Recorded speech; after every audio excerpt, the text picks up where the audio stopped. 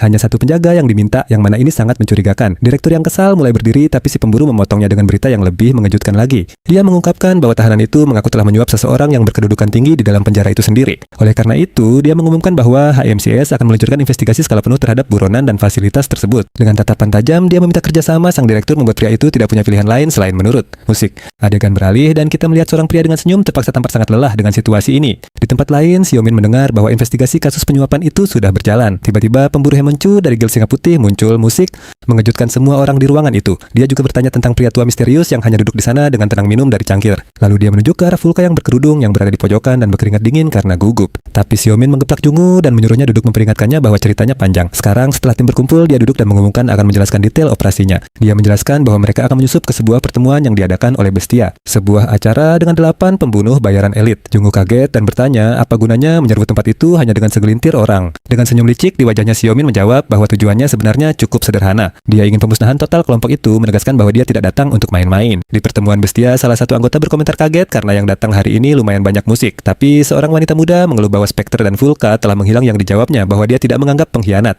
Lalu seorang pria berambut biru mengumumkan bahwa dia akan dengan senang hati memburu mereka berdua. Gadis lain menjadi kesal merengek bahwa Vulka berjanji akan membawanya ke taman hiburan. Konyol sekali. Kehilangan kesabarannya anggota lain dengan bekas luka di wajahnya menyuruh semua orang untuk berhenti mengobrol. Dia memperingatkan bahwa hukuman para pengkhianat akan diputuskan oleh pemimpin mereka yang mengawasi dari bayang-bayang. Sang pemimpin berkata dia menikmati keributan itu tapi mengakui bahwa dia kaget karena 3 dari mereka hilang. Dia lalu bertanya apakah ada yang ingin mengatakan sesuatu tentang masalah ini, tapi tidak ada seorang pun musik yang angkat bicara. Dengan kedua tangan saling bertaut di depan, dia memikirkan cara untuk menyelesaikan masalah kecil di antara mereka ini. Jadi dia menyarankan sebuah pertandingan sampai mati untuk memutuskan siapa yang akan mendapat kehormatan menghukum para pengkhianat. Keheningan yang mencekam memenuhi ruangan membuat setiap pembunuh bayaran merinding. Salah satu anggota menoleh ke pemimpin dan menyatakan bahwa leluconnya sama sekali tidak lucu. Pria lain menjelaskan bahwa masalah sebenarnya adalah para pengkhianat itu tahu lokasi dan waktu pertemuan mereka. Salah satu pembunuh bayaran meragukan kedua orang lemah itu akan punya nyali untuk menyerang. Tapi saat itu juga sebuah alarm berbunyi. Sistem mengumumkan adanya penyusup di area tersebut membuat semua anggota dalam siaga tinggi. Pemimpin Bestia meminta mereka mengulangi apa yang baru saja dikatakan, tidak begitu percaya dengan cerita penyusup itu. Seorang anggota kemudian memperingatkan bahwa mereka kedatangan tamu dan menyuruh semua orang mengambil salah satu dari 5 rute untuk menyelidiki. Kelompok itu berpencar, tapi salah satu dari mereka merasa aneh karena Porcupine dan Black Mamba tetap di belakang. Mendengar itu, Porcupine berkata dia tidak suka membunuh yang lemah dan lebih baik tetap di sini untuk bermain game saja. Sang pemimpin menyayangkan karena dia lupa meminta mereka untuk membawa kembali kepala penyusup itu dalam keadaan utuh agar bisa diidentifikasi nanti. Adegan kembali ke Jungu yang sedang mengeluhkan nasibnya. Sepertinya dia baru saja memenangkan lotre paling sial yang bisa dibayangkan. 30 menit sebelumnya, tim Xiaomin tiba di lokasi pertemuan dan mendapati tempat itu sangat tersembunyi. Spectre menjelaskan bahwa ada 5 pintu masuk masing-masing dengan sensor dan struktur internalnya selalu berubah-ubah. Namun dia menjamin semuanya mengarah ke aula utama meskipun waktu yang dibutuhkan untuk sampai ke sana bervariasi. Xiaomin kemudian memutuskan mereka masing-masing akan mengambil satu musik pintu masuk untuk mengepung target dari segala arah. Dia bertanya pada Jungu apakah dia membawa walkie-talkie dan Jungu memastikan dia membawanya. Xiaomin menyuruh mereka untuk tetap waspada, musik, dan jika mereka menemukan seseorang yang terlalu kuat, mereka harus memanggilnya. Dan dia menekankan bahwa mereka harus ekstra hati-hati jika musuhnya adalah Black Mamba target utama mereka. Tapi kembali ke masa kini, Jungu berpikir tentang bagaimana semuanya berjalan lancar sampai akhirnya jadi kacau balau. Dia menjelaskan bahwa dia menemui jalan buntu dan terpaksa memanjat ke saluran ventilasi. Dia kaget melihat saluran itu mengarah langsung ke aula utama tanpa ada penjagaan di dekatnya. Dia menjadi khawatir karena akan ada pertarungan di setiap pintu masuk dan akan butuh waktu bagi semua orang untuk berkumpul kembali. Tanpa membuang waktu, dia memutuskan harus mengurangi jumlah mereka sekarang selagi ada kesempatan. Tiba-tiba sebuah kelereng kecil mulai menggelinding di lantai mengeluarkan suara yang aneh. Salah satu pembunuh bayaran melihat kelereng itu dan membungkuk bertanya pada Porcupine apakah dia suka mesin slot.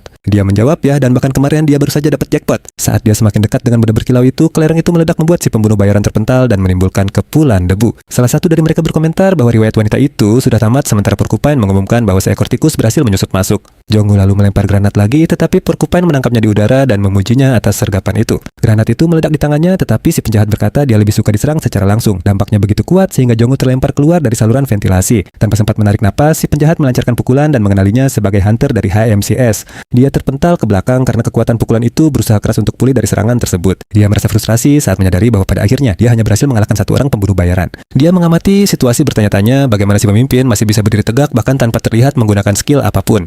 Porcupine bertanya apakah para pengkhianat yang memberitahukan lokasinya. Jungu menjawab dengan menantang. Memangnya kenapa kalau iya? Si penjahat menyadari mereka pasti telah mengkhianati organisasi bahkan dengan risiko kehilangan nyawa dan dia pun mencibir.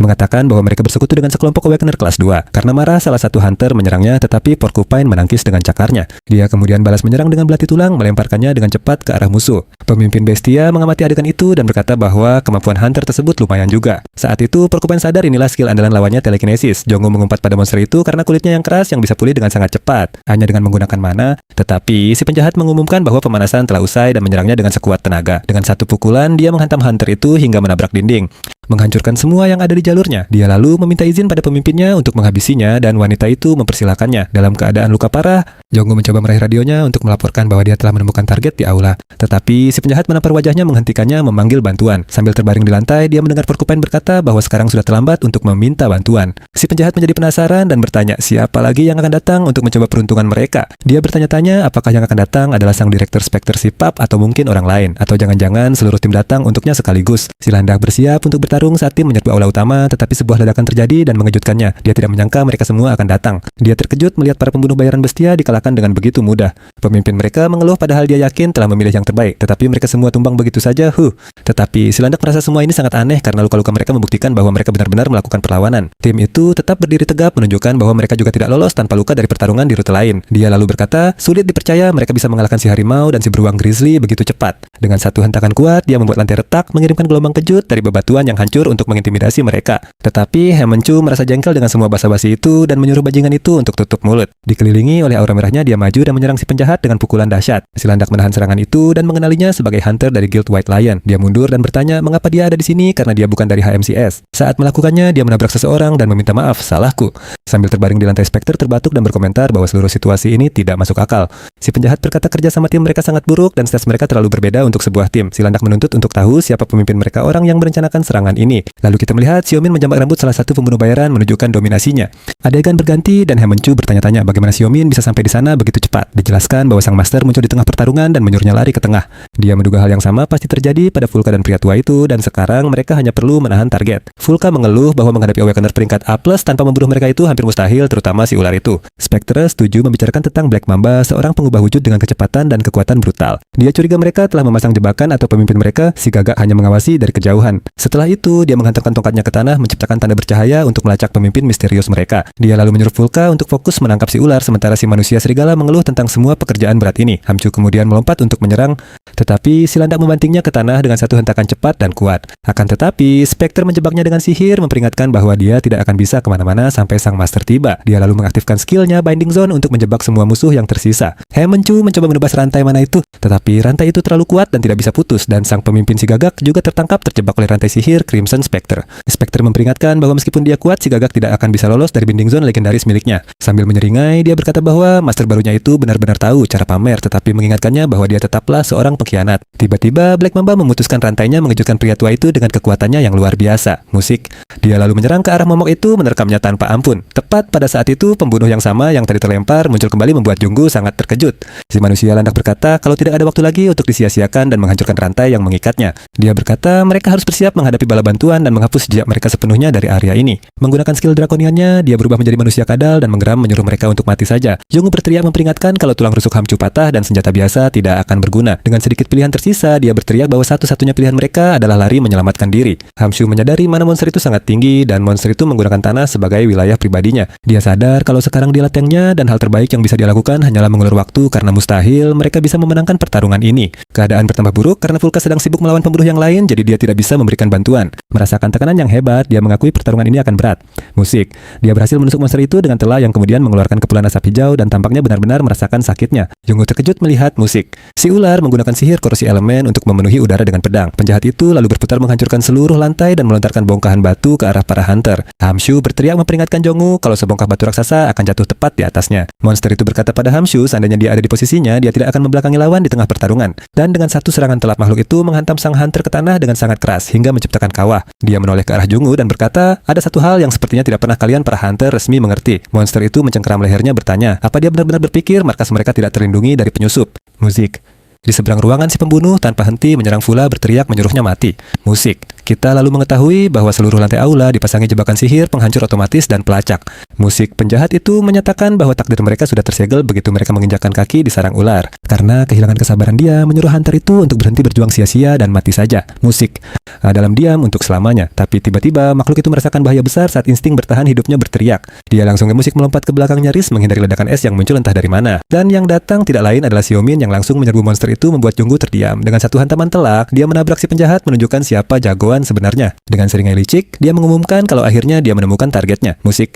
Sampah yang menjijikan itu. Tiba-tiba, seorang wanita bernama Yoa menyerang dengan pedangnya menuntut untuk tahu siapa penyusup itu, tapi dia langsung terperangkap dalam jebakan petir dan jatuh ke tanah dalam keadaan lumpuh. Melihat hal ini, musik. Pemimpin Bestia tertegun karena Xiaomin baru saja menetralkan semua sihir di aula itu. Saat Xiaomin memfokuskan kekuatannya, Fred mengejek dan berkata, sihir mereka sangat mudah untuk dipatahkan. Sang pemimpin terkesan melihat bagaimana dia dengan mudahnya menetralkan jutaan jebakan sihir. Tepat pada saat itu, si manusia landak muncul berkomentar kalau kedatangan mereka yang ribut berhasil menarik perhatiannya. Dia menatap tajam Xiaomin mengatakan kalau semuanya akhirnya mulai masuk akal. Dia menuduhnya sebagai dalang yang mengumpulkan tim dan mengalahkan para pembunuhnya. Suin sangat marah membalas bahwa itu adalah tuduhan yang sangat lancang untuk seorang pembunuh seperti dia. Sang pemimpin bertanya pada Black Mamba apakah dia telah salah memilih lawan, tapi Black Mamba menyangkal semuanya. Tapi monster itu dengan cepat menyadari situasinya menyatakan musik kalau ini sudah pasti tentang balas dendam. Xiaomin mengaku terkesan mereka berhasil melacaknya karena dia tidak pernah meninggalkan jejak. Dia membenarkan kalau ini soal balas dendam, tapi dia memperingatkan kalau pertama-tama musik. Si pembunuh harus menjawab satu pertanyaan. Dengan itu, dia menyerang dengan kekuatan dahsyat membuat si manusia landak terlempar jauh karena kekuatan serangannya. Pemimpin Bestia menerjangnya saat dia mulai sadar siapa sebenarnya yang sedang ia hadapi. Meskipun terbaring di lantai, Yoa menyuruh sang pemimpin untuk dia memperingatkan bahwa Tuan tertinggi akan berbicara. Musik. Pemimpin Bestia mulai tertawa mengatakan dia tidak akan berani menyela dan mempertanyakan kesetiaan yang begitu besar. Dari kejauhan pembunuh lain mengamati pertarungan bertanya-tanya monster macam apa Xiaomin ini. Si manusia landak sangat terkejut, tidak pernah membayangkan ada orang yang bisa membalikkan sihirnya untuk melawannya. Dia tidak habis pikir bagaimana Xiao bisa menemukannya, apalagi bagaimana dia bisa menggunakan sihir dan bergerak dengan kecepatan yang begitu tinggi. Musik. Dengan satu pukulan kuat lagi, Xiao melempar si manusia landak hingga menabrak dinding. Pembunuh itu meludahkan darah ke lantai, mengakui bahwa dia belum pernah bertemu orang seperti Xiao sebelumnya. Dia berkata, dia bangga karena mengenal semua hunter elite, tapi dia sama sekali tidak tahu siapa orang ini. Dia kemudian melepaskan energi gelap dan berteriak menuntut untuk tahu apa yang diinginkan Xiumin darinya. Xiumin hanya melompat dan menginjak punggungnya mengatakan kalau dia masih belum paham juga. Dia membenturkan wajah si pembunuh ke lantai, memperingatkannya bahwa dialah yang bertanya di sini. Dengan satu injakan lagi, Xiaomin menyuruh pria itu untuk diam jika tidak mau mati konyol. Pembunuh bayaran itu terengah-engah di lantai dengan putus asa memohon agar Xiaomin berhenti. Xiaomin kemudian mencengkeram wajahnya bertanya siapa atasan dari orang yang disebut VIP itu. Dengan tatapan marah, dia menuntut untuk tahu bajingan mana yang memerintahkan kematian Menjun. Pembunuh bayaran itu panik saat nama itu disebut teringat akan wajah Menjun. Sebagai sejarawan, dia tertawa gugup menyadari Xiaomin pasti punya hubungan dengan anak itu. Xiaomin menyuruhnya untuk bicara, kecuali jika kesetiaannya pada kontrak lebih berharga daripada nyawanya sendiri. Mengumpulkan sisa-sisa keberaniannya, si pembunuh bayaran mengonfirmasi bahwa kesetiaannya memang jauh lebih berharga. Dia menunjukkan segel sihir di lidahnya, menjelaskan bahwa kalaupun dia mengatakan yang sebenarnya, Xiaomin tidak akan bisa mendengarnya karena telinganya akan meleleh. Lalu dia meludahkan sesuatu tepat ke arah Xiaomin. Pembunuh bayaran itu menyeringai licik menyatakan bahwa seorang profesional tidak akan pernah membocorkan informasi klien. Xiaomin marah menyeka wajahnya dan berteriak karena pria itu baru saja meludahinya. Dia lalu berkata, jika pembunuh bayaran itu tidak mau bicara, dia akan memaksanya sambil melepaskan aura kemasan yang cemerlang. Melihat ini, si pembunuh bayaran terkejut bertanya-tanya, apakah Xiaomin juga seorang healer? Dia mulai panik dan berteriak minta tolong pada pemimpinnya, tapi pemimpinnya juga terkepung. Karena tidak ada jalan keluar, si pembunuh bayaran akhirnya menyerah dan berjanji akan menceritakan semuanya, lalu mulai mengungkapkan nama kliennya. Tapi tiba-tiba kepalanya meledak membuat Xiaomin tertegun oleh satu kata yang berhasil diucapkannya, pandemonium. Dari kejauhan, pemimpin Bestia tersenyum jahat seolah-olah semuanya berjalan sesuai rencana. Dengan satu serangan, dia menyerang dan melepaskan gelombang kejut menerbangkan semua orang di sekitarnya. Pemimpin Bestia menghadapinya sambil menyeringai mengatakan bahwa dia sudah tahu siapa Xiaomin. Dia mengungkapkan identitasnya, menyebutnya Xiaomin si anjing gila yang menghilang 10 tahun lalu. Xiaomin lalu bertanya langsung apakah wanita itu juga bagian dari kelompok pandemonium. Tapi dia menyangkalnya menjelaskan bahwa mereka adalah pembunuh bayaran lepas dan tidak bekerja secara eksklusif untuk satu klien. Dia menjelaskan bahwa dia menyimpulkan semuanya dari kekuatan Xiaomin dan reaksinya terhadap nama itu. Xiaomin mendesaknya bertanya apakah dia benar-benar tidak tahu apa-apa dan memperingatkan bahwa dia bisa tahu jika wanita itu berbohong. Pemimpin itu mengonfirmasi bahwa dia tidak tahu apa-apa dan berkata dia yakin Xiaomin sudah menyadari bahwa itu adalah kebenarannya. Dia bertanya-tanya mengapa semua orang melupakannya dan dengan satu jentikan jari dia membangkitkan kembali rekan-rekannya yang telah gugur. Tepat pada saat itu sebuah ledakan besar mengguncang area tersebut yang ternyata adalah jebakan penghancuran diri. Jauh di atas langit dia dan Yoa melayang bertanya apakah si anjing gila tidak ikut dengan mereka. Xiaomin menolak mengatakan tidak apa-apa karena dia sudah mendapatkan petunjuk yang dibutuhkannya. Melihat penolakannya, si pemimpin hanya tersenyum memahami situasinya dengan sempurna. Lalu dia mengucapkan selamat, tinggal mengatakan mereka akan segera bertemu lagi sebelum menghilang ke dalam portal sihir. Jungu menjadi khawatir, tapi Xiaomin menjelaskan bahwa wanita itu pasti akan mengaktifkan mantra penghancuran diri. Dia kemudian meminta Jungu untuk membereskan kekacauan itu karena mereka sudah mendapatkan apa yang mereka cari. Melangkahi puing-puing Xiaomin kini hanya bisa memikirkan satu nama, pandemonium. Dia berdiri di sana sambil bertanya-tanya apa gerangan yang mungkin telah ditemukan oleh Menjun. Kembali ke kamarnya, Xiaomin melakukan riset di komputernya sementara nama pandemonium terus bergema di benaknya. Dijelaskan bahwa ketika gate pertama muncul 20 tahun yang lalu, berbagai macam hal keluar dari sana. Selain monster dan batu langka, ada juga mana sumber dari segala kekuatan. Dan terakhir, ada para iblis makhluk dari dimensi lain yang sudah tahu cara menggunakan mana dan skill. Mereka memanfaatkan kesempatan itu untuk menginvasi bumi yang saat itu berada dalam kekacauan total. Dengan itu, mereka menyatakan diri sebagai pengawas, mengambil alih kendali para gate, dan memperlakukan umat manusia seperti sampah. Dan di tengah semua kekacauan ini, beberapa manusia bahkan membentuk sebuah kelompok untuk menyembah Raja Iblis. Organisasi ini disebut Pandemonium, sebuah sekte yang didedikasikan untuk melayani para penjajah. Untungnya, generasi pertama para hunter belajar cara menggunakan mana dan mengakhiri tirani mereka. Dengan itu, umat manusia akhirnya memenangkan perang dan mengembalikan kedamaian di bumi. Seomin ingat bahwa Pandemonium seharusnya sudah dibubarkan bahkan sebelum dia mengalahkan Raja Iblis. Itu terjadi 10 tahun yang lalu. Jadi, dia tidak bisa tidak bertanya-tanya mengapa nama itu muncul kembali sekarang. Dia menutup matanya dan memanggil Fred karena perlu menanyakan sesuatu padanya. Seomin bertanya apakah dia ingat para iblis dari dunia lain dan Fred menjawab ya karena mereka berbeda. Fred menjelaskan bahwa mereka memperbudak naga dan ras lain dan menambahkan bahwa dia merasa mereka telah mencuri sesuatu yang penting darinya. Dia melanjutkan menjelaskan bahwa berdasarkan apa yang dia lihat, dia tidak akan terkejut jika para iblis melakukan hal yang sama di dunia-dunia lain. Seomin menggaruk kepalanya karena frustrasi. Dia membutuhkan lebih banyak informasi tentang mereka karena sebelumnya satu-satunya fokusnya hanyalah memburu mereka. Satu-satunya hal yang dia tahu pasti adalah pola mana mereka berbeda dan mereka menjadi jauh lebih ahli dalam meniru manusia. Mendengar ini, Fred hanya berteriak menyuruhnya untuk membunuh mereka semua sekaligus. Tapi Seomin tahu itu tidak sesederhana itu. Tepat pada saat itu, pintu kantor terbuka dan kakaknya Si Jun masuk. Seomin berkomentar kalau Si Jun datang lebih awal. Si Jun tidak membuang waktu dan langsung bertanya apa sebenarnya yang dilakukan adiknya di kantor yang dia pinjamkan. Seomin menjawab bahwa dia hanya menggunakannya sebagai markas untuk menyelidiki Kim Jun, tapi Si Jun ternyata sudah tahu segalanya, model. Dia bertanya kepadanya tentang tim yang telah ia bentuk dan kenapa ia merahasiakannya dari asosiasi Hunter. Si Jun yang khawatir mengingatkannya bahwa keadaan akan menjadi runyam jika Presiden Daesu sampai tahu. Tapi Seomin tampaknya tidak peduli. Ia berkata bahwa Jongwoo melindunginya dan dia tidak takut pada Daesu. Dia bahkan mengungkapkan bahwa dia sudah berencana untuk mengunjunginya, yang membuat kakaknya semakin tegang. Si Jun terkejut dengan gagasan itu, tetapi Seomin menjelaskan bahwa dia ingin langsung ke pokok permasalahan dan punya beberapa pertanyaan yang ingin diajukan. Kakaknya menghela napas mengingatkannya bahwa dia bahkan belum memulihkan semua mananya dan menyuruhnya untuk tidak terlalu gegabah. Seomin berdiri saat Si Jun berkata bahwa dunia telah banyak berubah dan dia tidak ingin melihatnya dalam bahaya lagi. Untuk mencairkan suasana, dia meraih adiknya dan dengan bercanda mengacak-acak rambutnya menyuruhnya untuk santai saja karena semuanya akan baik-baik saja. Si Jun menjadi kesal dan menyuruhnya untuk menepati janjinya melatih hunter baru itu. Dia kemudian membicarakan Jisoo Shin menjelaskan bahwa kemampuannya sangat rumit untuk digunakan. Seomin membersihkan telinganya dan dengan enggan setuju mengatakan dia akan memberinya beberapa petunjuk. Tepat pada saat itu, perutnya berbunyi dan dia meminta kakaknya untuk mengambilkan mereka sesuatu untuk dimakan yang mengejutkan Si Jun mengingat nafsu makannya.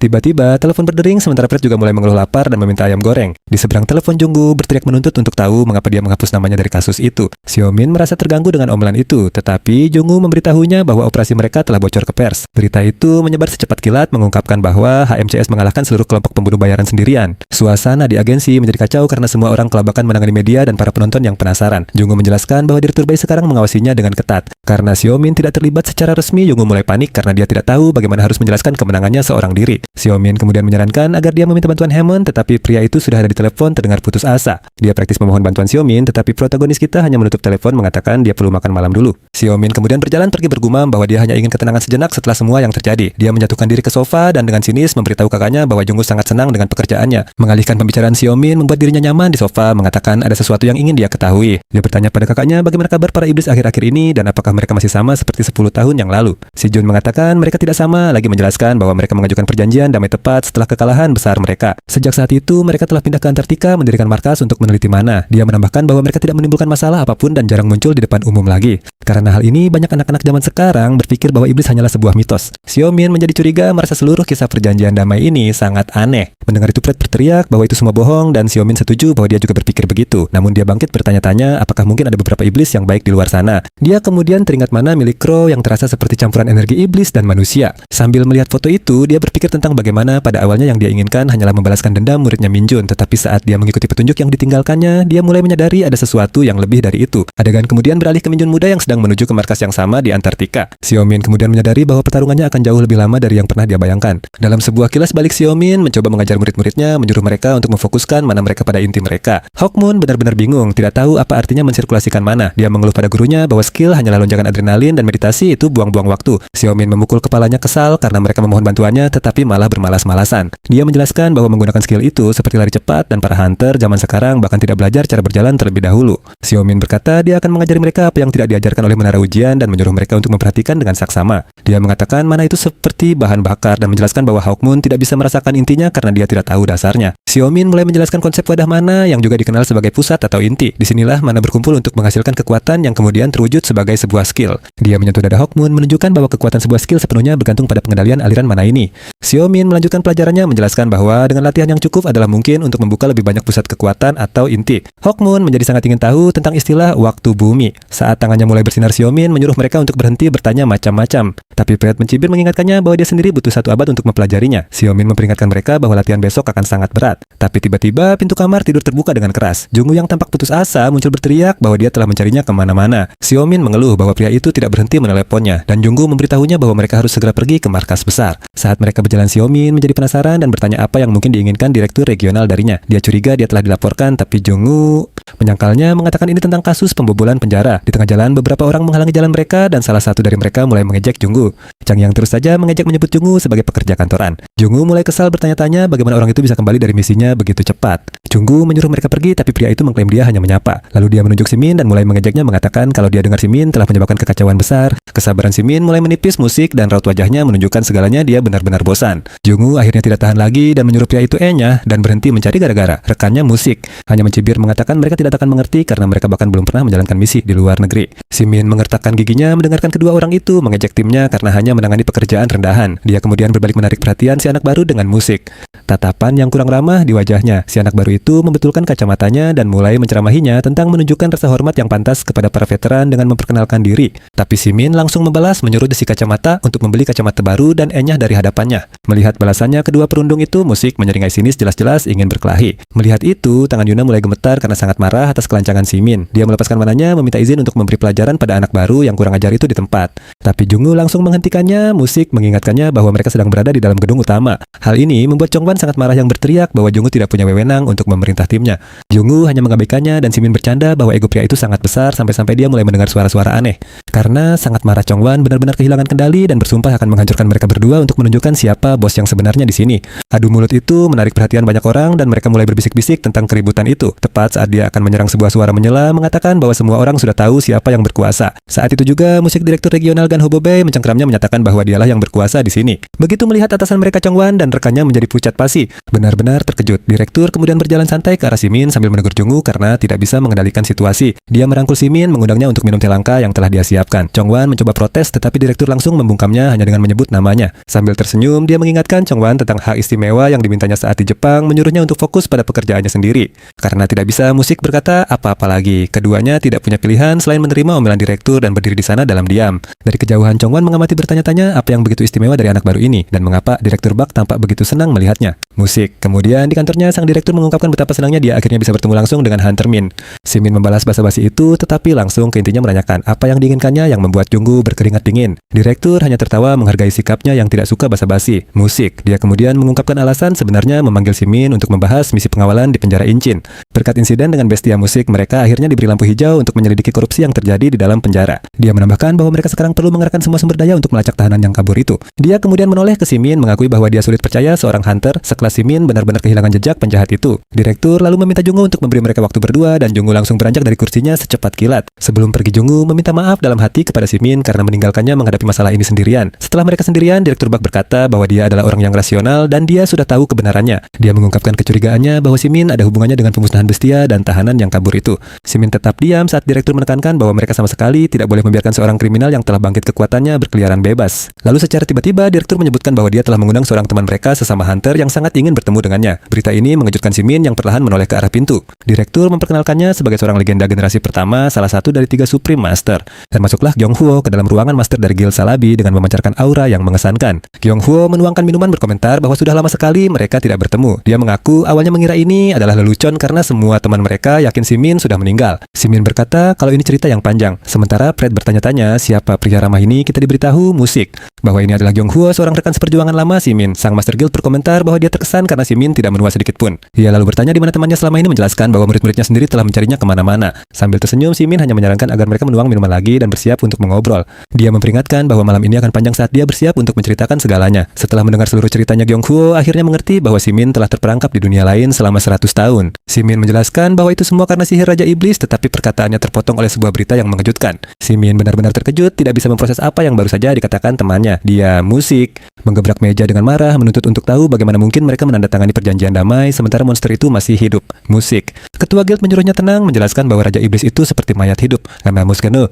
Dia bilang para iblis yang mengajukan perjanjian dan hanya menyalahkan mantan raja mereka atas perang itu. Xiaomin bilang mereka hanya ketakutan, tapi musik. Gyeongwoo mengingatkannya bahwa umat manusia sudah tidak sanggup berperang lagi. Dia teringat bagaimana dunia hancur lebur setelah gerbang pertama muncul dan serangan para monster. Ditambah lagi ada perang melawan iblis, jadi semua orang sangat kelelahan. Di luar dugaan, mereka menawarkan bantuan untuk membangun kembali dunia dan mengajari cara menutup gerbang. Sebagai gantinya, mereka hanya ingin mengambil kembali jasad Raja Iblis mereka dan tinggal di Antartika. Waktu itu, orang-orang hanya menginginkan kedamaian dan segera beradaptasi dengan kekuatan baru yaitu mana. Itulah sebabnya negara-negara menerima perjanjian itu dan Dai Su Choi adalah orang yang mewakili Korea. Sejak saat itu, para iblis tidak pernah mengganggu dan hanya keluar untuk membantu. Tapi beberapa hunter generasi pertama tidak menyukai perjanjian itu dan menghilang begitu saja. Gyeongwoo mengaku dia juga sudah tidak peduli lagi, tapi sekarang ada sesuatu yang terasa sangat janggal. Dia lalu mengungkapkan alasannya, mengatakan bahwa nama dan gelar Xiaomin telah lenyap dari sejarah. Semua catatan tentangnya dari 10 tahun terakhir telah dihapus dan rumor yang beredar menunjuk pada Dai Su Choi. Pekerjaannya sangat rapi, sampai-sampai dia sendiri baru bisa mengingat wajah Xiao hari ini. Menurutnya sangat aneh pahlawan perang seperti Xiao bisa dilupakan begitu saja. Xiao lalu bertanya, apakah menurutnya para iblis dan Dai Su membuat semacam kesepakatan. Gyeongwoo membenarkannya, mengatakan Dai Su selalu melakukan apa saja untuk melampauinya dan hal itu tidak berubah. Fred merasa jijik dengan pengkhianatan itu, sementara Xiaomin mencerna gagasan bahwa Dai Su Choi bekerja sama dengan iblis. Dia bertanya-tanya mengapa bajingan itu mau bersekutu dengan mereka hanya untuk menghapus keberadaannya. Musik Xiao mempertanyakan apa keuntungan yang didapat para iblis dari hal ini selain membalaskan dendam mantan pemimpin mereka. Tapi Gyeongwoo mengatakan itu hanyalah sebuah teori dan pada akhirnya musik mereka butuh lebih banyak informasi. Xiaomin marah saat teringat bahwa para iblislah yang memulai perang. Musik mendengar ini, Gyeongwoo menyarankannya untuk mencari murid-murid lamanya karena mereka mungkin tahu sesuatu. Xiao ragu-ragu, musik menjelaskan bahwa itu tidak mudah karena mereka semua sudah menempuh jalan masing-masing. Temannya lalu mengingatkannya bahwa Yoa ada di Korea dan dia telah menjadi hunter rank S. Adegan menunjukkan bagaimana Yoa yang masih muda tumbuh menjadi wanita yang kuat dan pemimpin dari Azure Bloom. Xiao ingat dulu Yoa selalu menempel padanya dan merasa aneh karena sekarang Yoa bekerja untuk Dai Su. Dia lalu musik meneguk minumannya, mengatakan bahwa orang bisa berubah dan Yoa pasti punya alasannya sendiri. Tiba-tiba dia mengeluh tentang rasa minumannya. Musik dan Gyeongwoo menggodanya menyuruhnya untuk bersikap lebih dewasa. Ketua guild menyesal tidak menghubungi Xiao, tapi Xiao musik mengatakan lebih baik begini. Tanpa mereka sadari, seseorang memotret Xiaomin dengan senyum mencurigakan. Adegan beralih ke seorang pria yang melaporkan pertemuan Xiaomin kepada bosnya melalui telepon. Di telepon, seorang wanita misterius memuji hasil kerjanya yang bagus dan menyuruh agennya untuk kembali. Tiba-tiba ponsel Yoa mendapat notifikasi yang membuat ekspresinya menjadi muram. Dia melihat ke layar dan terkejut meyakinkan dirinya bahwa itu memang gurunya. Foto itu memperlihatkan wajah Xiaomin dan dia tidak percaya gurunya masih hidup. Dengan ini, musik dia akhirnya mengerti mengapa begitu banyak hal aneh terjadi di menara tutorial. Kakinya menjadi lemas dan dia merosot ke dinding terbata-bata mengatakan bahwa gurunya benar-benar telah kembali. Dia mulai menangis di tempat benar-benar diliputi emosi. Diceritakan bahwa dia memang selalu mencurigai sesuatu. Musik. Karena Gyeongwoo telah menyembunyikan banyak hal darinya sejak awal, Yoa teringat bahwa dia tidak pernah menyerah mencarinya bahkan ketika semua orang sudah putus asa. Dia melihat foto itu lagi sambil tersenyum menyadari bahwa gurunya tidak berubah sama sekali. Dengan tekad bulat musik, dia langsung berdiri mengatakan bahwa dia harus segera menemuinya sekarang juga. Tapi tiba-tiba Dai Su Choi muncul di lorong dan memanggilnya membuat sang hunter ketakutan. Presiden itu menghampirinya dengan auranya yang mengintimidasi menatap wanita muda itu dengan serius. Dia bertanya kenapa Yoa terburu-buru dan mengingatkannya untuk memanggilnya paman. Yoa menggenggam ponselnya erat-erat mencoba bersikap tenang dan mengatakan tidak ada yang penting. Tapi Dai Su menyentuh bahunya mengatakan bahwa raut wajahnya menunjukkan hal lain dan itu adalah sesuatu yang musik. Serius, presiden itu menatap matanya dalam-dalam dan menyadari alasan kegelisahannya. Dengan senyum licik, dia memastikan bahwa rumor itu benar dan Xiaomin telah kembali. Dai Su menggodanya mengatakan kegembiraannya seperti anak anjing yang menunggu tuannya. Dia lalu mengelus kepala Yoa menyebutnya bodoh dan naif karena berpikir seperti itu. Presiden itu mengingatkannya bahwa Yoa adalah satu-satunya keponakannya dan dia tidak akan membiarkannya pergi begitu saja. Dengan marah, Yoa menepis tangannya dan berteriak bahwa dia bergabung dengannya hanya untuk menemukan guru Xiao. Dai Su mengungkapkan bahwa dia tahu segalanya, tapi membiarkan Yoa menyelidik karena Yoa telah menjadi lebih berharga. Yoa terkejut dengan pengakuan itu, sementara Dai Su mengatakan bahwa para hunter adalah aset yang berharga. Amarah Yoa meledak, dia berteriak bahwa Dai Su bukan keluarganya dan Xiaomin lah yang telah menyelamatkannya. Tapi dia malah mengancam menanyakan apa yang akan dipikirkan sang master jika mengetahui masa lalunya. Dia memperingatkannya untuk berhati-hati dalam memilih kata-kata mengingatkannya bahwa Xiaomin tidak menunjukkan belas kasihan pada penjahat seperti keluarganya. Sambil berjalan pergi, dia mencibir bahwa wanita itu boleh mencoba sesukanya, tapi dia tidak akan pernah bisa lepas dari asal-usulnya yang busuk. Sendirian di lorong, dia mengepalkan tangannya dan mengutuk pria itu dalam hati merasa benar-benar terjebak. Adegan beralih ke sebuah hanggar di mana Ji Sushin dan para hunter lain telah berkumpul untuk sesi latihan. Dia tampaknya sedang mencari seseorang saat seorang hunter lain mencoba menarik perhatiannya. Dia mendekati Simin mengakui bahwa ketua guild memilihnya untuk memimpin, tapi dia bertanya tentang dua pria lain yang berekspresi tidak ramah. Simin menjelaskan mereka adalah rekan-rekannya pada dasarnya seperti para pemula, tapi dengan pengalaman yang jauh lebih banyak. Setelah itu, Ji Sushin dan rekannya Bijongho Kim secara resmi memperkenalkan diri kepada kelompok itu. Sang huntress langsung terkesan dengan aura kuat pria yang lebih tua itu yang merupakan pemandangan langka di antara para hunter. Tapi tiba-tiba hunter tua itu tersenyum sangat ramah membuatnya benar-benar bingung. Dia memuji sopan santunnya dan Jisoo yang bersemangat menjamin akan memberikan 100% kemampuannya. Simin kemudian menegurnya mengingatkan Hakmon bahwa ini adalah kesempatan kedua dalam hidupnya. Setelah perkenalan selesai, kelompok itu menuju pintu masuk gerbang F5. Para pemula mengaku gugup, tapi Simin menjelaskan itu hanyalah lorong sederhana antar dimensi. Salah satu hunter khawatir tentang rumor orang-orang yang menghilang di dalam, tapi Sio mengklarifikasi bahwa mereka hanya terjebak, bukan lenyap. Hunter yang lebih tua setuju menambahkan bahwa gerbang-gerbang itu sekarang semuanya adalah milik berbagai guild. Dia melanjutkan menjelaskan bahwa portal-portal itu telah menjadi bisnis yang menguntungkan dan penuh dengan sumber daya berharga. Saat mereka melangkah melewati portal, mereka menemukan diri mereka di sebuah hutan yang indah. Jisoo benar-benar terpana. Seorang pemula merasa mual karena melewati gerbang, sementara pria lainnya mengomentari tidak adanya monster yang muncul. Hakmon mengeluh tentang sikap si pemula dan Simin menjelaskan bahwa ada boneka latihan yang menunggu mereka.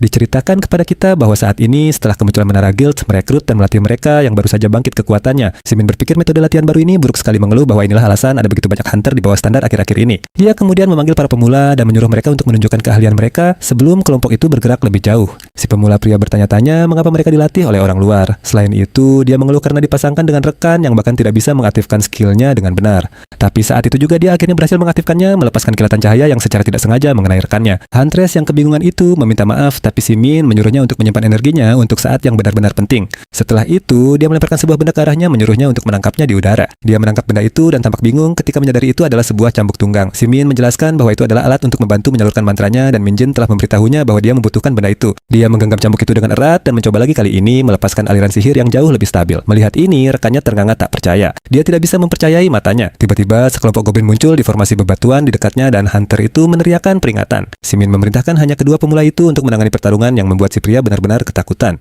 Dia bahkan mengejek mereka, mengatakan bahwa ini adalah pekerjaan mereka dan mendoakan semoga mereka beruntung tidak mati. Dari kejauhan, Fred berkomentar bahwa skill pria itu mencolok tapi sepertinya tidak terlalu praktis. Hunter yang lebih tua mengamati pertarungan itu dan berkomentar bahwa dengan kecepatan seperti ini, mana miliknya akan habis dalam waktu singkat bahkan saat melawan monster level rendah seperti itu. Si pemula pria panik saat gerombolan goblin menyerbu lurus ke arahnya. Dia berteriak dengan putus asa memanggil Huntress Shin untuk membantunya, tapi itu terlalu terlambat. Dengan mana yang benar-benar habis, dia terkena serangan langsung dan jatuh ke tanah tak berdaya. Melihat bahaya yang mengancam Jisoo, memfokuskan tekadnya dan meneriakkan nama skillnya, bersiap untuk menggunakannya. Skill penjinak binatang buas miliknya aktif membekukan goblin di udara tepat sebelum menyerang rekannya. Dengan kekuatan ini, dia berhasil mengendalikan monster itu yang kini berdiri di sisinya, siap mematuhi perintahnya. Dia kemudian menunjuk ke arah rekannya yang jatuh dan memerintahkan makhluk itu untuk segera menjauh darinya. Goblin itu langsung patuh dan mulai beringsut perlahan menjauh dari hunter yang tergeletak itu. Merasa sangat bangga pada dirinya sendiri, Jisoo menoleh ke para mentor dan bertanya bagaimana penampilannya dengan skill barunya. Kedua mentor berkomentar bahwa itu adalah skill tipe dominasi yang langka dan dia memiliki masa depan yang cerah. Fred menjadi liar ingin melahap skill itu, tapi Sio hanya berkomentar bahwa itu tidak buruk. Namun dia dengan cepat memperingatkan bahwa Jisoo harus mengendalikan lebih dari satu karena gelombang goblin baru muncul.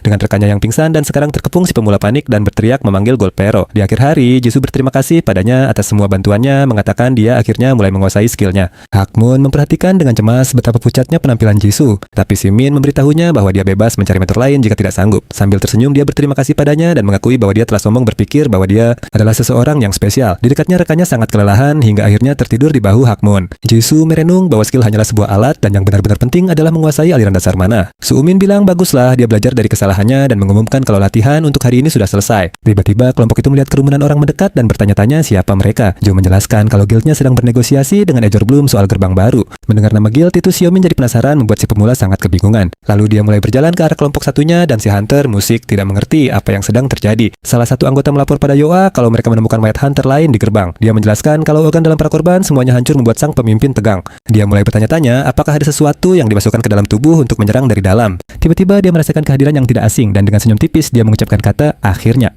Xiaomin kemudian muncul di hadapannya dan menyapanya. Sudah lama tidak bertemu. Sambil menyeringai, Xiaomin bilang dia kira Yoa yang akan menemuinya lebih dulu, bukan sebaliknya. Yoa terdiam musik, tapi dengan sedikit senyuman dia berhasil mengatakan kalau Xiaomin akhirnya telah kembali. Xiaomin mengajaknya bernostalgia, tapi Yoa menolaknya dengan dingin dan berbalik untuk pergi. Para hunter di guildnya bingung tidak mengerti kenapa bos mereka bersikap seperti itu. Fred mencibir melihat situasi itu, sementara hunter yang lebih tua bertanya apakah itu muridnya. Xiaomin membenarkannya, tapi ada sesuatu yang mengganggunya dan dia mulai bertanya-tanya. Dia menyadari mata Yoa berkaca-kaca dan bertanya pada dirinya sendiri apakah wanita itu habis menangis. Musik, dalam sebuah kilas balik kita melihat Yoa kecil sedang menangis dan bersembunyi saat Xiaomin menemukannya. Dia duduk di sebelahnya dan bertanya kenapa dia menangis sambil menggodanya soal kekalahannya. Xiaomin mengelus rambutnya dengan lembut dan mengatakan padanya kalau memang mau menangis, musik menangis saja sepuasnya. Dia jadi marah mengeluh kalau Xiaomin mengajari Sun hal-hal yang lebih baik hanya karena musik Sun adalah saudaranya. Gadis kecil itu bilang dia bukan siapa-siapa, hanya orang yang dipungut dari jalanan dan dia tidak penting. Dia berterima kasih sedih karena Xiaomin telah menolongnya, tapi memintanya untuk membiarkannya menangis sendirian, namun Xiaomin mengabaikan permintaannya dan mulai mengacak-acak rambutnya untuk menghiburnya. Sambil tersenyum, Xiaomin bilang, setidaknya mereka bisa memutuskan siapa yang akan dianggap keluarga. Dia bilang mulai hari itu Yoa akan menjadi adik perempuannya dan dia kakak laki-lakinya. Karena malu, Yoa menolak tawaran itu, bilang kalau dia tidak butuh kakak laki-laki sepertinya.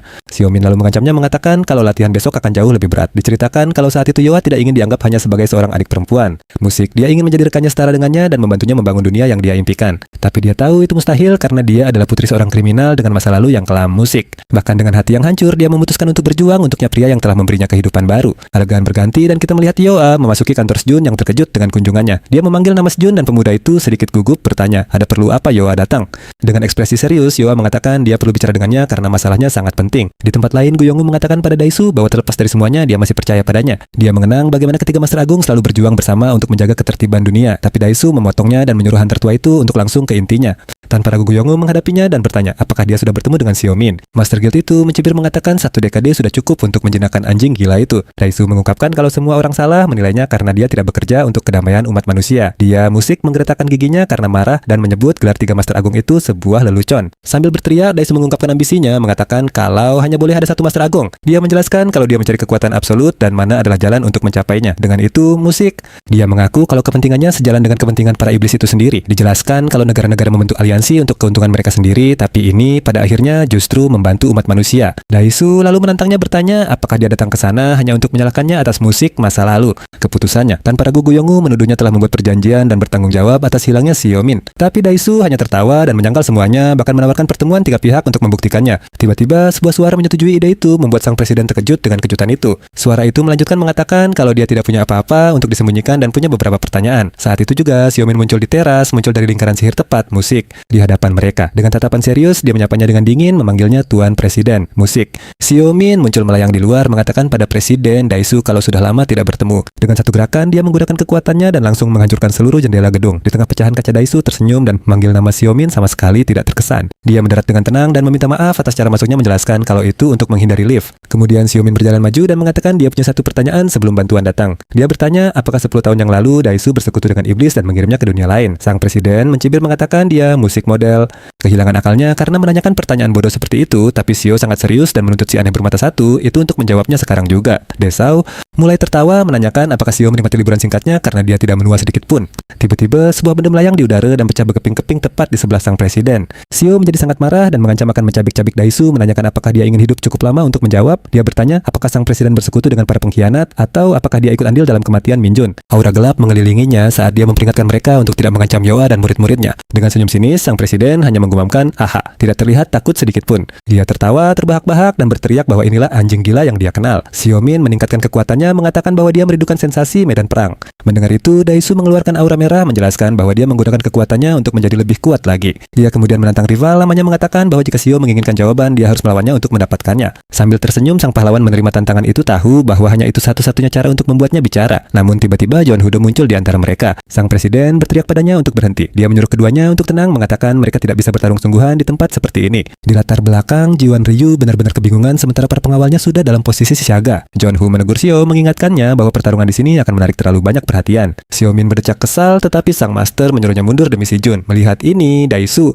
menjadi bosan dan mengeluh bahwa seperti yang diduga semua ini benar-benar merusak suasana. Dia teringat masa lalu ketika mereka biasa bertarung dan bersaing tanpa berpikir 2 kali. Baginya itu adalah era yang gemilang jauh lebih baik daripada masa-masa yang membosankan ini. Dengan itu, dia memutuskan untuk menjawab, menyatakan bahwa dia tidak ada hubungannya dengan kematian Minjun. Daisu juga menjelaskan bahwa Yoa bergabung dengannya atas kemauannya sendiri dan itu bukan salahnya. Dia kemudian berbalik dan menyuruh Xiaomin untuk membuat janji temu jika ada pertanyaan lagi. Xiaomin tetap diam mencerna jawaban yang baru saja dia terima dari sang presiden. Di sampingnya, Yonghua menghela napas lega karena pertarungan akhirnya bisa dihindari. Adegan berganti dan Desau masuk ke lift menyuruh asistennya untuk diam dan tidak ikut campur.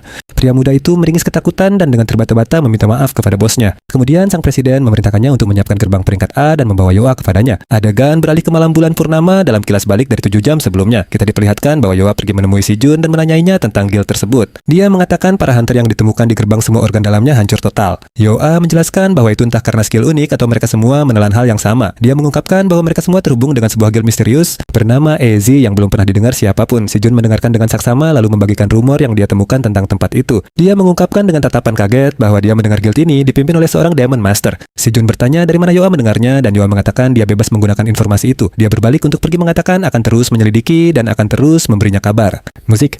Tapi sebelum pergi, dia memintanya untuk tidak mencarinya karena Daisu sedang mengawasinya dan dia khawatir. Dia memberitahu Si Jun untuk tidak mengatakan pada sang master bahwa dia ada di sana karena dia tidak berniat untuk kembali padanya. Si Jun kemudian memastikan bahwa kecurigaannya benar. Yoa bergabung dengan Daisu untuk melacak Shio, tapi dia bingung karena dia tidak melihat alasan bagi Yoa untuk tetap bersamanya sekarang setelah Shio kembali. Dia ingat bahwa Shio mempercayai murid-muridnya secara membabi buta, tetapi baginya mereka selalu tampak penuh rahasia. Dengan cemas, dia menghela napas dan bertanya-tanya apa yang sebenarnya direncanakan Yoa dan Xiaolong. Tiba-tiba, Xiaomin masuk ke ruangan dan Si Jun melompat dari kursinya karena terkejut. Pria yang lebih muda itu terdiam tergagap mengucapkan tanpa tahu harus berkata apa. Dengan tatapan serius, Xiao menyuruhnya untuk bicara terus terang dan bertanya apakah ada sesuatu yang terjadi dengan Yoa. Adegan berganti memperlihatkan Yoa di jalan dekat mobil hitam sedang menunggu seseorang. Saat itu, beberapa agen datang dan memberitahunya bahwa sang presiden memintanya untuk segera datang. Dia bergumam pelan bajingan itu, tetapi pada akhirnya dia menyuruh orang-orang itu untuk membawanya. Dalam sebuah kilas balik, kita melihat Desau 10 tahun yang lalu tepat setelah Xiaomin menghilang. Sesosok iblis bernama Hikatan menjelaskan bahwa Xiao sangat berbahaya karena hampir membunuh seorang lord. Dia mengatakan bahwa seorang lord yang hampir kalah dari manusia adalah sebuah ancaman dan mengusulkan agar mereka membentuk hubungan yang baik. Tetapi Daisu tidak terkesan mengingat bahwa meskipun ada perjanjian manusialah yang memenangkan perang. Dia mempertanyakan mengapa dia harus membantu iblis yang akan segera diasingkan ke Antartika. Iblis itu kemudian mengungkapkan bahwa mereka telah mengawasi Daisu dan tahu dia kecewa dengan berakhirnya perang. Dia melanjutkan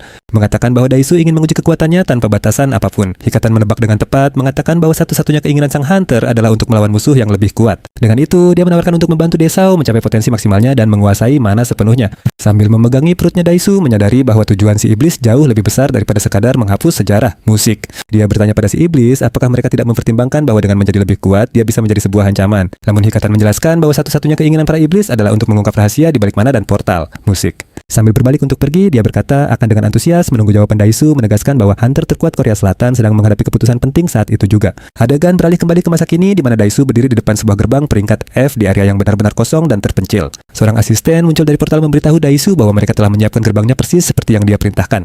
Musik dia menjelaskan bahwa lokasi itu sekarang menjadi milik guildnya dan tidak ada satu orang pun di sekitarnya. Daisu memuji kerja bagus mereka dan bertanya apakah undangan yang ia minta telah dikirim. Pria muda itu mengonfirmasi sudah, tetapi mengingatkan sang ketua bahwa pertemuan puncaknya akan diadakan besok. Daisu memotong ucapannya, membentak bahwa dia sudah tahu dan memerintahkan semua orang untuk segera pergi. Para asisten pun mundur, salah satu dari mereka menghela napas melihat betapa dinginnya mereka diusir.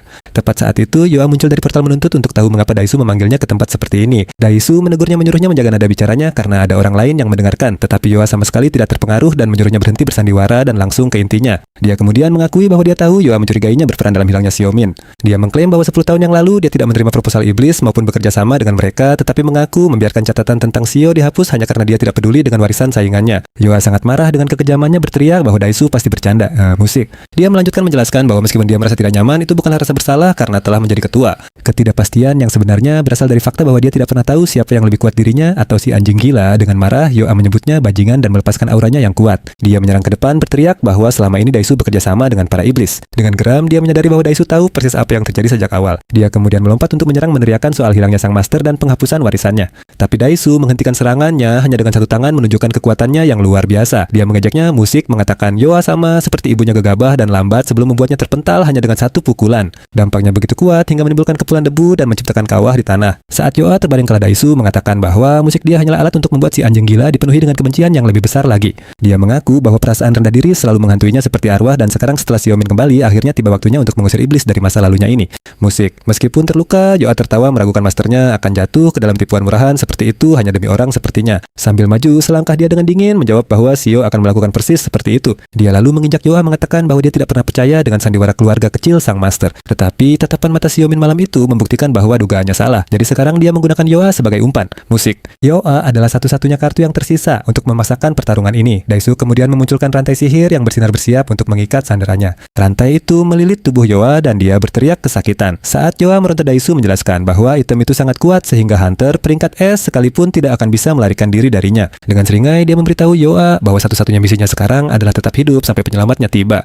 Yoa meronta berteriak bahwa semua ini tidak mengubah fakta bahwa Daisu benar-benar sampah. Tiba-tiba suara yang sangat keras dari dekat mengejutkannya. Xiaomin turun dari langit bagaikan meteor menghantam tanah dengan benturan yang dahsyat. Benturan itu memicu ledakan besar. Musik membuat debu dan puing-puing berterbangan kemana-mana. Namun Daisu justru berteriak gembira bahwa hari ini sejarah akhirnya akan diluruskan. Dia menyombongkan diri bahwa semua orang akan menyaksikan kematian peninggalan masa lalu dan menyanjungnya sebagai yang terkuat tanpa tanding. Dengan senyum kelam di bibirnya, Xiaomin muncul dan menyebut semua itu omong kosong sebelum menyerang dengan sekuat tenaga dan menghancurkan tanah saat dia menerjang sang ketua dengan kekuatan penuh.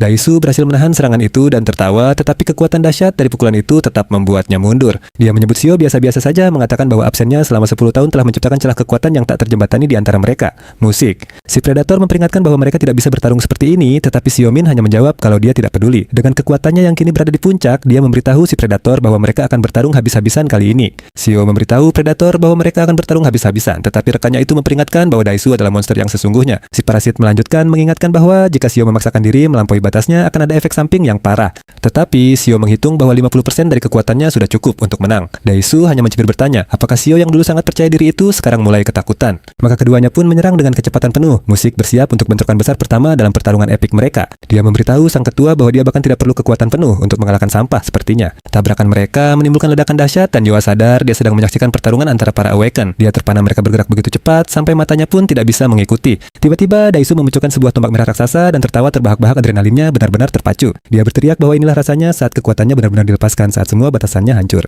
Sambil menyeringai lebar, dia menyatakan akan terjun langsung ke inti mana. Tapi Xiaomin hanya mengejeknya bertanya apakah dia masih suka mengoleksi mainan kuno semacam itu. Xiaomin dengan tenang menciptakan sebuah lingkaran sihir, memanggil penghalang tanah raksasa untuk menahan serangan itu. Tombak Daisu menghancurkan penghalang itu hingga berkeping-keping dan Fred berteriak ketakutan bertanya-tanya apakah pria itu benar-benar manusia. Xiaomin hanya memperhatikan berkomentar bahwa Daisu selalu nekat dan sekuat banteng. Sambil memanggil senjatanya sendiri, dia menambahkan bahwa Daisu lebih terlihat seperti binatang buas daripada manusia. Sambil tertawa, Xiaomin melayang ke udara bersiap saat sang presdir menerjang maju diselimuti oleh energi merah. Daisu melemparkan rentetan pedang, tapi Xiaomin dengan tenang bersiap untuk membalas serangan itu. Sang presdir lalu berteriak bahwa dia akan mengerahkan segalanya meluncurkan gelombang energi raksasa. Serangan itu menghantam perisai energi dan Daisu mencibir bahwa pertahanan itu menyedihkan. Saat perisai itu mulai retak, dia mengejek, apa ini benar-benar kemampuan terbaikmu, Xiaomin? Daisu lalu memanggil palu raksasa, tidak sabar ingin melihat berapa pukulan yang bisa ditahan perisai itu. Dia memukul sekuat tenaga dan kekuatan hantamannya mulai menghancurkan perisai itu sepenuhnya. Melihat celah Xiaomin menyiapkan serangan balasan dan berteriak memanggil rentetan tombak es. Hujan tombak es meluncur ke arah sang presdir yang terlalu lambat untuk menghindarinya. Tombak-tombak itu menyatu dan meledak tepat di wajahnya menciptakan bola energi biru yang sangat besar. Palunya jatuh ke tanah dan Daisu mengakui bahwa si anjing gila itu ternyata masih punya serangan yang lumayan hebat. Terlihat sedikit kehabisan napas Xiaomin menyuruhnya diam dan melepaskan sandera jika tidak mau mati. Dia menambahkan bahwa dia tahu Yoa hanya dijadikan umpan dan tugasnya sudah selesai. Tapi sang presdir hanya tersenyum dan berkata, itu belum cukup karena dia tahu Xiaomin bisa jauh lebih baik dari itu. Daisu mengingatkan bahwa Yoa masih berguna, jadi dia akan tetap menahannya. Dia lalu berteriak pada Yoa agar bersyukur karena telah diberi tujuan sambil memanggilnya putri seorang pembunuh. Murka dengan perkataannya, Yoa berteriak menyuruh presdir itu untuk tutup mulut. Sambil menangis, dia memohon pada Xiaomin untuk tidak melakukan hal nekat, tapi Xiaomin hanya berbalik dan dengan tenang menyuruhnya untuk tetap di tempat. Dia kemudian melepaskan gelombang kekuatan dahsyat memperingatkan Yoa karena dia tidak ingin Yoa terjebak dalam baku hantam ini. Sang presdir terkejut dengan perubahan sikap lawannya yang mendadak. Tapi keterkejutannya segera berubah menjadi seringai. Dia berteriak bahwa dia merindukan aura yang gelap dan mengerikan ini. Dengan tombak di tangan dia menyatakan inilah waktunya untuk pertarungan yang sesungguhnya. Xiaomin menyerang dengan kekuatan dahsyat menyuruh sang presdir untuk diam sambil melepaskan serangannya. Daisu menahan serangan itu dengan perisai dan terkejut saat menyadari kepadatan mana Xiaomin telah berubah total. Kekuatan serangan itu sangat besar hingga membuat Daisu terdorong mundur. Dia mengejek Xiaomin mengatakan kalau dia tidak berubah sedikit pun dan masih menahan diri. Tapi Xiaomin membalas bahwa Daisu lah yang sama, cerobohnya seperti biasa sambil menciptakan ledakan energi lain.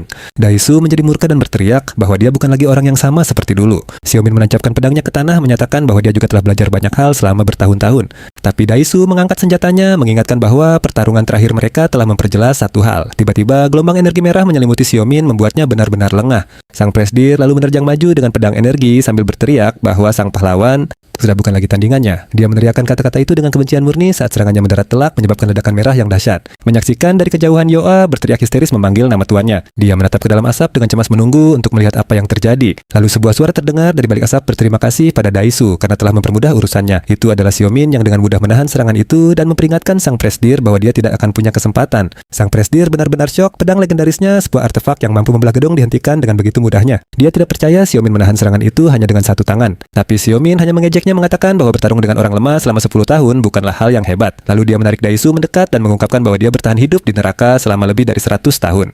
Sang presdir menerima pukulan telak di wajahnya merasakan kekuatan dahsyat dari hantaman itu. Pukulan itu begitu kuat hingga membuatnya terpental jauh dan menciptakan gelombang kejut yang dahsyat. Dia terhempas keras ke dinding batu menghancurkannya dan semua yang ada di sekitarnya. Bahkan saat darah mengalir di wajahnya, Daisu mulai tertawa merasa lucu karena akhirnya ada yang berhasil melukainya. Dia bangkit kembali dan menekan sebuah tombol di jam tangannya mengumumkan bahwa sudah waktunya membawa pertarungan ini ke level berikutnya. Sebuah kilas balik singkat menjelaskan bahwa ada sebuah peraturan yang memaksa semua hunter peringkat SS untuk memakai gelang khusus. Alat ini menekan mana dan kemampuan mereka agar tidak menjadi ancaman bagi masyarakat. Dan dengan itu, Daisu melepas paksa alat tersebut dan menghancurkannya ke tanah, akhirnya melepaskan seluruh kekuatannya. Sambil menyeringai Shio, mengajaknya mengatakan kalau kalung itu sangat cocok untuk binatang sepertinya. Dia menyebutnya menyedihkan dan bertanya apakah dia menjadi presiden hanya untuk melepas gelang itu. Tapi sang presiden menjawab kalau tujuannya bukan hanya itu dan bahwa ini justru kesempatan yang sempurna. Dia berteriak bahwa ini adalah kesempatan terbaik untuk menguji kekuatannya melawan musuh yang sepadan. Shio mengepalkan tinjunya dan berkomentar dengan nada meremehkan bahwa Daisu dari dulu memang besar mulut. Saat auranya berkobar, dia bersiap untuk bertarung dan menantang sang presiden untuk maju. Lalu sebuah kilatan cahaya raksasa menyelimuti mereka dan benturan energi itu mengguncang tanah di sekitarnya. Kedua petarung itu beradu dengan kekuatan dahsyat menciptakan gelombang kejut hebat di dekat gerbang. Tekanannya begitu besar hingga membuat Yoa terlempar dengan keras ke tanah.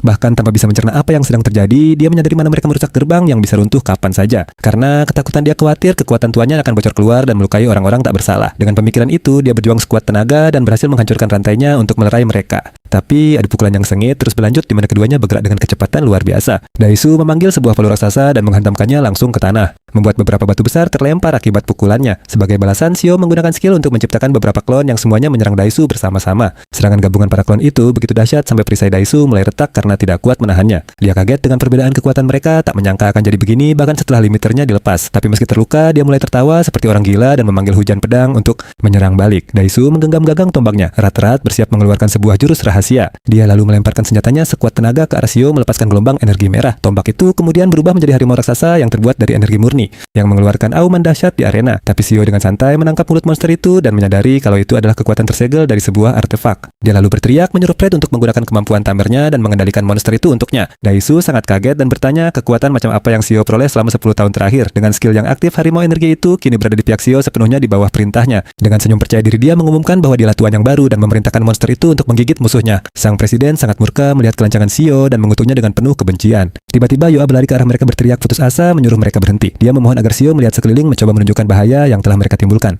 Dijelaskan bahwa gerbang itu berada di ambang kehancuran dan semua sihir di dalamnya bisa bocor keluar. Dia memperingatkan bahwa meskipun Daisu adalah presiden, dia harus bertanggung jawab kepada pengadilan internasional atas tindakannya. Tapi Daisu hanya mengabaikan peringatannya, menyebut Yoa bocah kurang ajar sambil tersenyum mengejek. Lalu Yoa mengungkapkan bahwa dia sudah menghubungi asosiasi dan gerbang akan segera dibuka kembali. Yoa mendekat dan dengan suara lelah memohon padanya untuk tolong hentikan saja pertarungan ini. Shio terdiam sejenak hanya menatap mantan muridnya itu. Tiba-tiba gelang yang ada di tanah mulai berbunyi. Daisu menjawab panggilan itu dan bertanya siapa peneleponnya. Di seberang sana, seorang pria memperkenalkan diri sebagai Edward dari markas pusat HMCS. Dia mengatakan kalau dia menelepon untuk urusan mendesak dan mereka harus segera bicara. Sang presiden bergumam sialan, tapi akhirnya setuju untuk menangani situasi ini. Dia lalu menoleh ke arah Yoa dan mengatakan kalau seharusnya dia tidak pernah menerima orang yang tidak tahu berterima kasih sepertinya. Daisu pergi sambil mengatakan kalau dia sudah tidak tertarik berduel dan menyuruh Shio untuk enyah. Dengan kepergiannya, debu pertempuran pun mereda dan pertarungan akhirnya terlihat usai. Yoa jatuh berlutut merasa sangat hancur karena tuannya telah mengetahui rahasia tergelapnya. Dia panik bingung harus berkata apa dan apakah sebaiknya dia mengaku sebagai putri seorang kriminal. Tapi Shio mendekat dan menepuk kepalanya dengan lembut bertanya apakah dia baik-baik saja. Terkejut dengan perlakuan lembut itu, dia mendongak dan sadar bahwa tuannya masih sama penyayangnya seperti yang dia ingat bahkan setelah semua yang terjadi. Mendengar itu, Yoa langsung memeluknya erat dan mulai menangis sementara Shio bercanda kalau dia ternyata masih punya sisa tenaga. Di telepon, Daisu berbohong terang-terangan mengatakan bahwa informasi dari Hunter itu sepenuhnya salah. Dia mengambing hitamkan Yoa dengan menyatakan akan bertanggung jawab atas laporan palsu darinya. Dia mencibir mengklaim itu hanya sesi latihan kecil di dalam gerbang tertutup dan mereka terlalu berlebihan. Tapi di seberang telepon, Wakil Presiden HMCS Edward Blackwood sepertinya tidak percaya begitu saja. Dia menyanggah dengan mengatakan bahwa sesi latihan kecil itu terjadi sebelum sang presiden melepaskan limiter kekuatannya. Dijelaskan bahwa Hunter peringkat SS dilarang keras bertarung untuk urusan pribadi. Jika pertarungan tidak dapat dihindari, mereka wajib menghubungi asosiasi terlebih dahulu untuk mencegah insiden besar. Edward mengingatkannya dengan posisinya saat ini, dia bahkan bisa diadili di pengadilan. Meskipun negaranya sendiri mengizinkan Badan Pengatur Internasional, tetap bisa meminta pertanggungjawabannya. Dengan senyum ramah, dia berkata tidak ada alasan untuk memperbesar masalah dan mengganggu kedamaian. Dia lalu meminta agar Daisu menyelesaikan insiden ini secara internal dengan baik dan sang presiden pun setuju. Edward memperingatkan bahwa meskipun mereka akan membiarkannya kali ini, mereka tetap perlu mewawancarai pria yang dilawannya. Sambil memegang kopi, dia berkata bahwa dia tidak sabar untuk berbicara dengan Hunter remeh itu. Daisu menutup teleponnya menyadari bahwa target wakil presiden yang sebenarnya adalah Sumin.